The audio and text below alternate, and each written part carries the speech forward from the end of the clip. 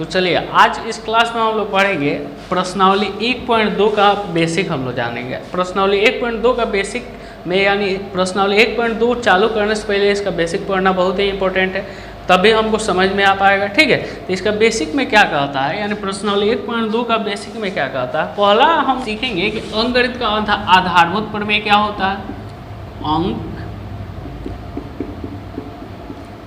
अंकगणित का आधारभूत प्रमेय, अंकगणित का आधारभूत प्रमेय क्या होता है इसको हम लोग समझते हैं। तो अंकगणित का आधारभूत प्रमेय क्या कहता है, देखिए कोई भी भाज्य संख्या को हम लोग अभाज्य संख्या के रूप में संख्या के रूप में व्यक्त करते हैं। यानी कोई भी भाज्य संख्या, अब हमको समझ में आना चाहिए कि भाज्य संख्या और अभाज्य संख्या क्या होती है। भाज्य संख्या वैसी संख्या होती है जो, सबसे पहले अभाज्य संख्या हम लोग समझते हैं कि अभाज्य संख्या क्या होती है। अभाज्य संख्या वैसी संख्या होती है जो एक से कटती है, यानी एक के पहाड़े में आए और अपने आप के पहाड़े में आए, यानी अपने आप से कटे। जो एक से कटे और अपने आप से कटे यानी स्वयं से कटे, तो उसी को हम लोग क्या कहते हैं, अंकगणित का उसी को क्या कहते हैं, अभाज्य संख्या कहते हैं। ठीक है, अब अभाज्य संख्या का स्टार्टिंग कहाँ से होता है। अभाज्य संख्या का स्टार्टिंग 2 से होता है। 2 हो गया, 3 हो गया, 5 हो गया, 7 हो गया, 11 हो गया, ये सब डॉट डॉट डॉट करके हमारे पास कैसे मिल जाएगा, अभाज्य संख्या। जो एक से कटे और अपने आप से कटे उसी को क्या कहते हैं, अभाज्य संख्या। ठीक है, अब अभाज्य संख्या तो हमको समझ में आ गया। अब भाज्य संख्या के बारे में हम लोग जानते हैं। तो भाज्य संख्या क्या होता है, भाज्य संख्या वैसी संख्या जो एक से कटे, स्वयं से कटे और अपने और अन्य संख्याओं से भी कटे। क्या होती है, एक से कटे, अपने आप से कटे और अन्य संख्याओं से भी कटे, उसी को हम लोग क्या कहते हैं, भाज्य संख्या कहते हैं। ठीक है, अब यहाँ पे समझते हैं लोग, जैसे 4 हो गया, तो 4 एक से भी कटेगा, 2 से भी कटेगा और अपने आप से यानी 4 से भी कटेगा। तो यहाँ पे हमारे पास जैसे 2 है, तो 2 तो एक से कटेगा और अपने आप से, 3 है तो एक से कटेगा और अपने आप से कटेगा।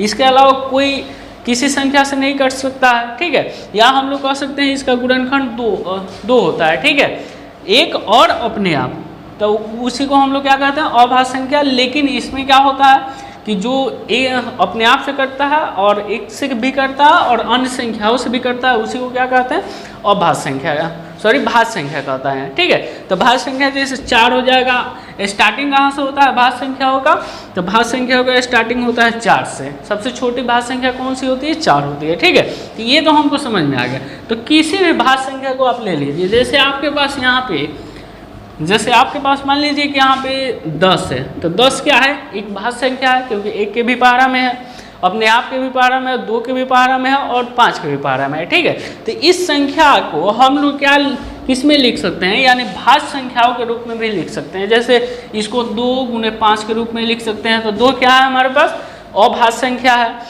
5 क्या है, अभाज्य संख्या है। तो यही क्या कहता है, अंकगणित का आधारभूत प्रमेय क्या कहता है कि कोई भी भाज्य संख्या को हम लोग उसको गुणनफल में क्या करते हैं कि अभाज्य संख्याओं के गुणनफल के रूप में लिख सकते हैं। तो उसी को क्या कहते हैं हम लोग, अंकगणित का आधारभूत प्रमेय। ठीक है, तो यही होता है अंकगणित का आधारभूत प्रमेय।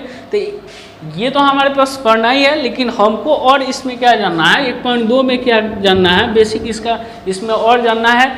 सबसे मेन इंपॉर्टेंट होता है अभाज्य गुणनखंड।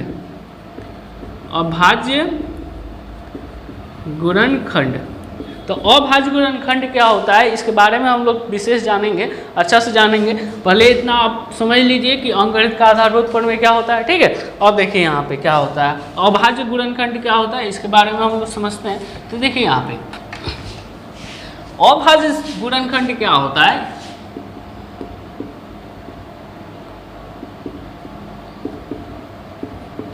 अभाज्य गुणनखंड।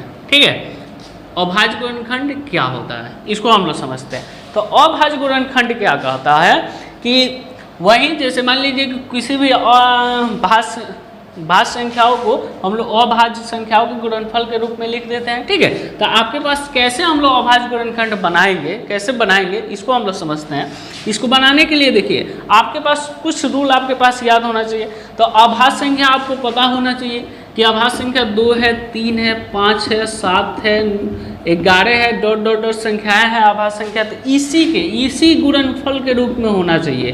ठीक है, कोई भी संख्या को हम लिखते हैं तो उसी को हम लोग अभाज्य गुणनखंड कहते हैं, यानी अभाज्य संख्याओं के गुणा के रूप में लिखना ही क्या होता है, अभाज्य गुणनखंड होता है। ठीक है, इतना समझ लेना है। उसके बाद हम लोग जानते हैं, सबसे पहले इसमें नियम कुछ पता होना चाहिए। आपके पास मान लीजिए सिंपल क्वेश्चन रहेगा तो आप बना सकते हैं, नहीं, लेकिन आपके पास यहाँ पे इतना बड़ा क्वेश्चन आ जाए, ये आपको बताना पड़ेगा कि ये संख्या किससे कटेगी, यानी 2 से कटेगी कि 3 से कटेगी, 5 से कटेगी, किससे कटेगी। तो इसके लिए कुछ नियम यहाँ पे आपको याद होना चाहिए। तो देखिए इसको हम लोग विभाजकता के नियम कहते हैं। ठीक है, विभाजकता के नियम, यानी इसको हम लोग क्या कहते हैं, विभाजकता के नियम। तो विभाजकता के नियम में हम लोग जानते हैं कि पहला हमारे पास 2 का नियम होता है, 2 का नियम। तो 2 का नियम क्या हम लोग जानेंगे कि 2 का नियम क्या कहता है, जिसके इकाई के स्थान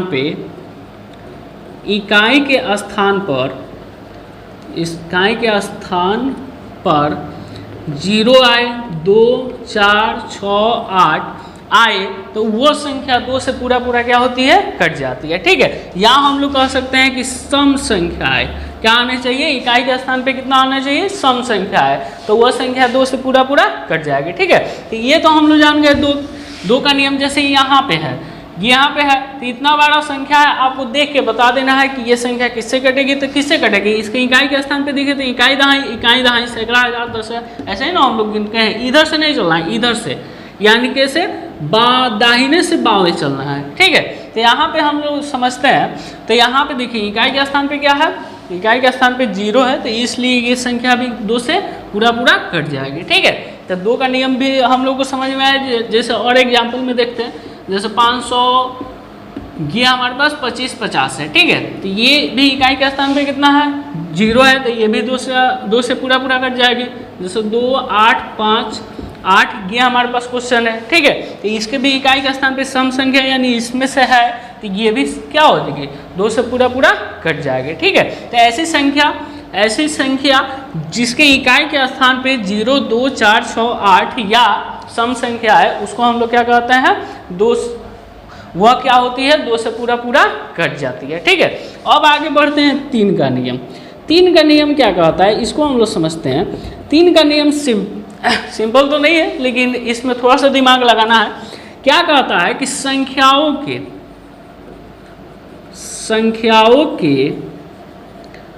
अंकों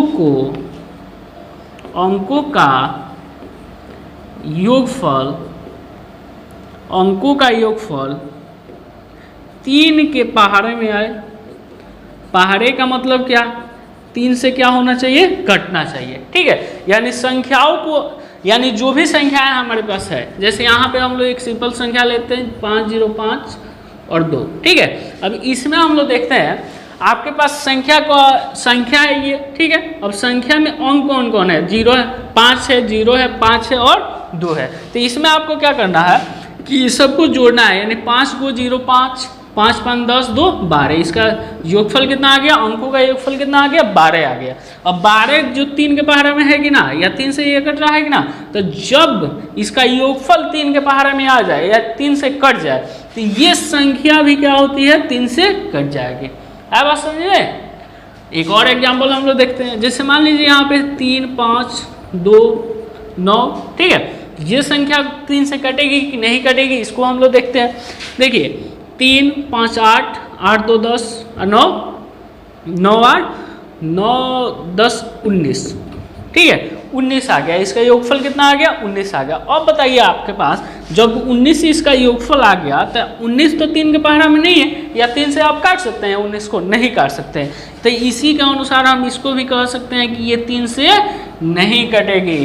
ठीक है, एक और क्वेश्चन यहाँ पे सिंपल 8 लगा देते हैं लोग। तो 8 यहाँ पे लगाते लगाते क्या बन गया, 18 बन गया। तो 18 3 के पहाड़ा में है ही, तो ये भी संख्या 3 से पूरा पूरा कट जाएगी। अब बस समझे। तो हम लोग कह सकते हैं वैसी संख्या, 3 का नियम क्या होता है, वैसी संख्या जो जिसके संख्याओं के अंकों को अगर जोड़े तो 3 के पहाड़ा में आ जाए तो उसको हम लोग कह सकते हैं कि वह 3 से पूरा पूरा कटेगी। ठीक है, तो इतना आया बस समझ में। अब हम लोग बढ़ते हैं 5 के नियम के अनुसार। यहाँ पे हमको जानना होगा 5 का नियम।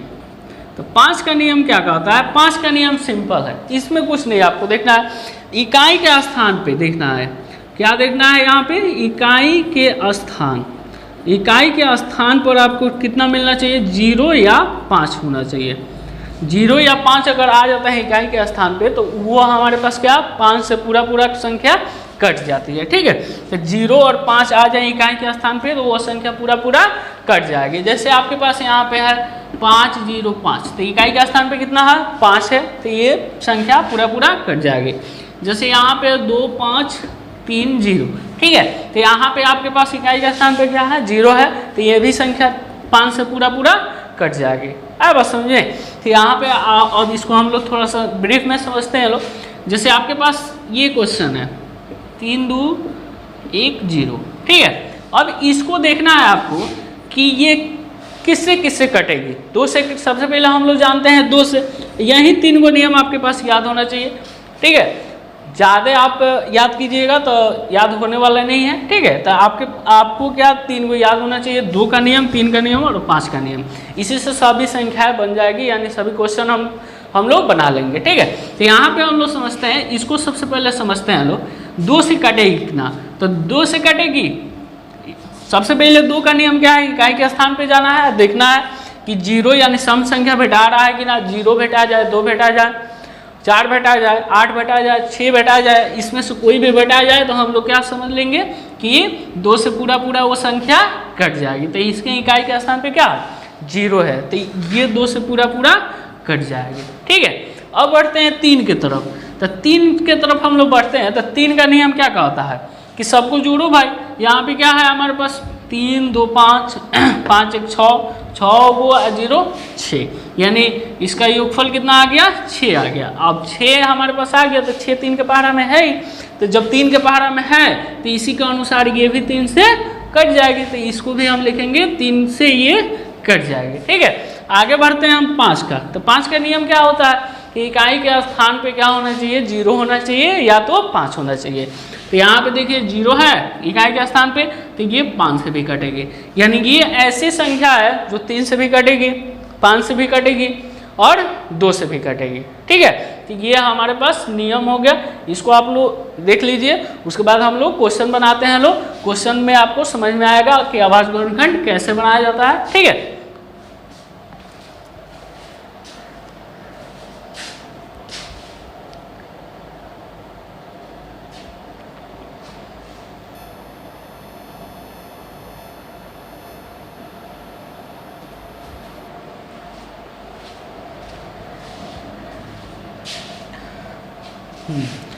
तो चलिए हम लोग अब कुछ क्वेश्चन लेके उसके बाद बनाना स्टार्ट करते हैं। जैसे आपके पास क्वेश्चन है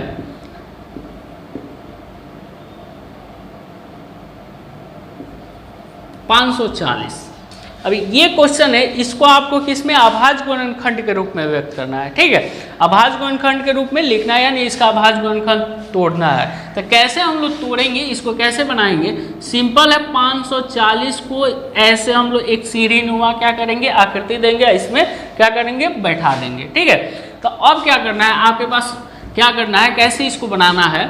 जैसे यहाँ पे देखना है, सबसे पहले देखना है इसके इकाई के स्थान। अब देखिए अभाज्य गुणनखंड में ना हमको तोड़ना है, तो अभाज्य संख्या सबसे छोटी से चलना है, यानी हमको बढ़ते क्रम में जाना है। सबसे पहले 2 रहेगा, 3 रहेगा, 5 रहेगा, 7 होगा, 11 होगा, ऐसे बढ़ते क्रम में हमको पहुंचना है। ठीक है, तो बढ़ते क्रम में हम लोग पहुंचेंगे तो सबसे पहले देखना है 2 से। तो 2 से अगर कटेगा तो 2 से पहले काटेंगे। ठीक है, 2 से जब तक कट रहा है, जब तक कटते जा रहा है, कटते जा रहा है, जब तक काटना है। फिर हमको बढ़ना है 3 पे, अगर 2 से नहीं कटेगा तो 3 पे जाना है, अगर 3 से नहीं कटेगा तो 5 से जाना है। तो चलिए यहाँ पे क्वेश्चन हम लोग देखते हैं। यहाँ पे देखिए अब क्या है हमारे पास, क्या है 540 है, तो इसके इकाई के स्थान पे 0 है, तो ये 2 से कट जाएगा। तो 2 से हमको इसमें भाग देना है।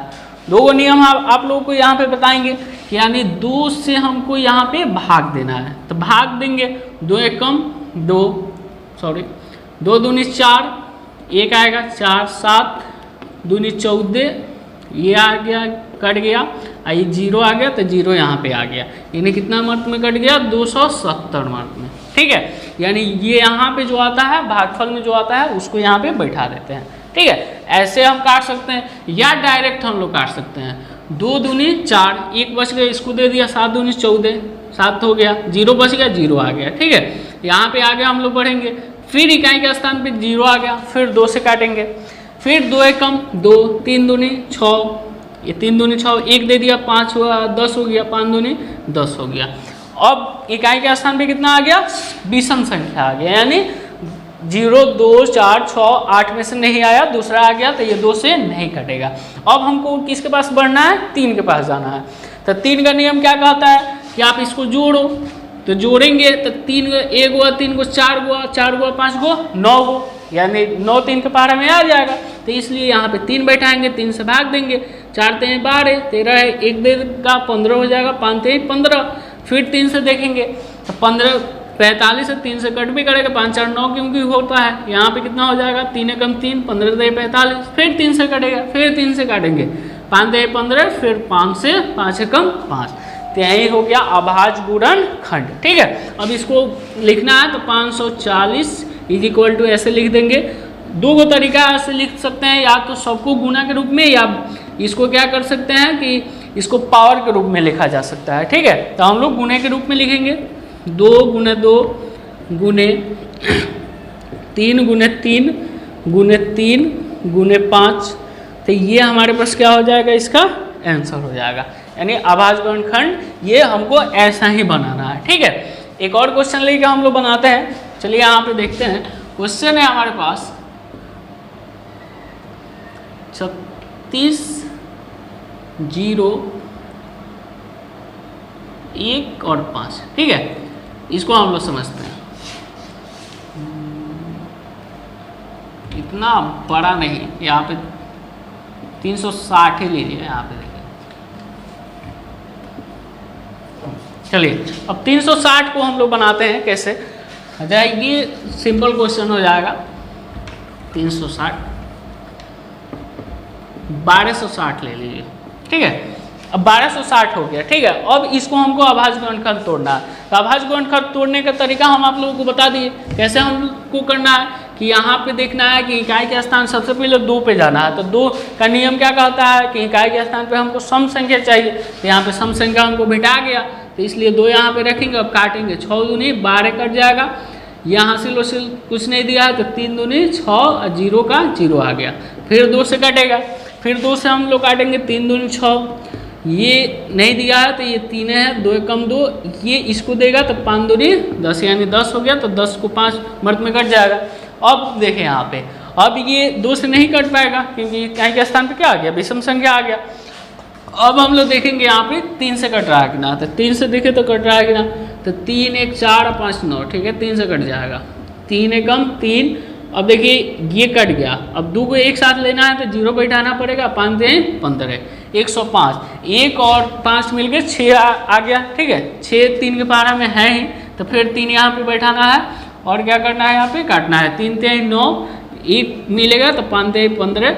अब देखिए 5 3 8, अब 3 से नहीं कटेगा, अब हमको जाना है 5 पे, तो इकाई का स्थान 5 है ही, तो 5 से कट ये जाएगा, 7 5 35, 7 एकम 7। तो इसको ऐसे 1260 को ऐसे लिख लेना है, 2 गुने 2 गुने 3 गुने 3 गुने 5 गुने 7, यही क्या हो जाएगा, हमारे पास आंसर आ जाएगा। ठीक है, तो मोटा मोटी समझ लिया अभाज्य गुणनखंड कैसे बनाया जाता है।